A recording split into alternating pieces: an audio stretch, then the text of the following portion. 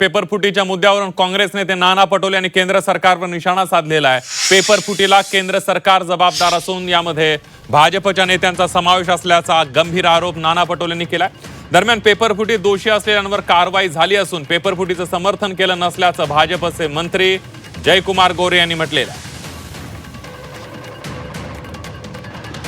पेपरफुटीमध्ये स्वतः केंद्रातलं सरकारच त्याला जबाबदार आहे।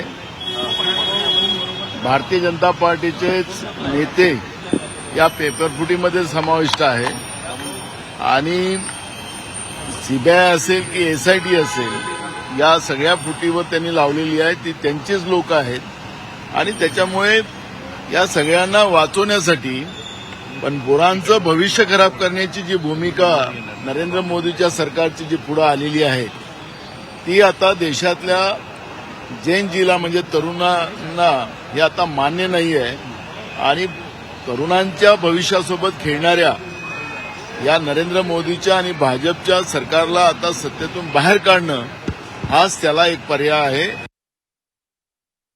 नीटची परीक्षा पेपर फुटणं हे आपल्या दृष्टीने निश्चितच घुसणावं नाही, त्याचं कुणीही समर्थन केलेलं नाही। त्या अनुषंगानं दोषी असलेल्या प्रत्येकावर कारवाई केलेली आहे, त्याची पाळंमुळं खोदून काढण्याचं काम सरकारच्या माध्यमातून झालेलं आहे। तरी विद्यार्थ्यांच्या भावनेच्या अनुषंगानं ज्या विद्यार्थ्यांच्या भावना होत्या त्या भावनेच्या अनुषंगानं आपण पाहिलं असेल की मोदींच्या सरकारनं निर्णय घेतला, शिक्षण मंत्र्यांचा राजीनामा झाला, शिक्षण मंत्र्यांना जबाबदार त्याच्यामध्ये धरलं गेलं, तर ठीक आहे। ज्या सगळ्या गोष्टी आहेत या सगळ्या गोष्टीच्या सरकारनं स्वीकारलेल्या आहेत।